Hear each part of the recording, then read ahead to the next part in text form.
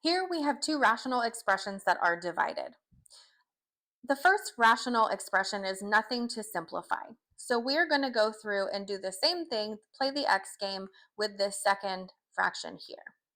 So just a reminder, we have to multiply these two terms, and that's going to be the number at the top. Then we're going to write our 19 at the bottom. Now we need factors of 18 that will add to 19. And right off the bat, we get the answer. So what we're going to do is write our factors using the numbers that we just got, and then we're going to divide by 3. Neither of these, oh, just kidding. 18 does divide by 3, so that's going to be 6. But this one does not, so we're going to write that 3 in front of our x.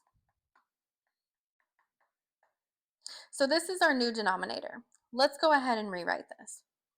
We have 6 over x plus 6 divided by 2 over 3x plus 1 and x plus 6.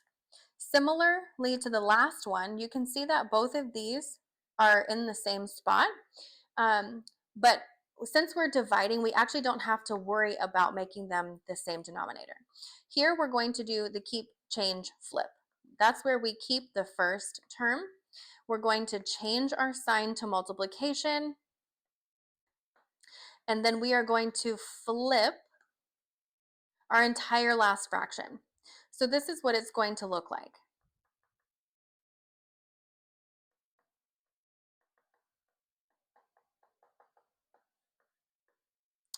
Now we can cross simplify. Any terms that you see that are similar between the top on the right and bottom on the left, or top on the left, bottom on the right, we can cancel and simplify.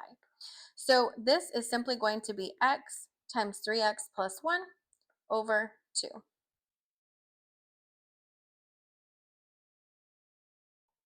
Okay, just kidding. I don't know where I got the x from. That is most definitely a 6.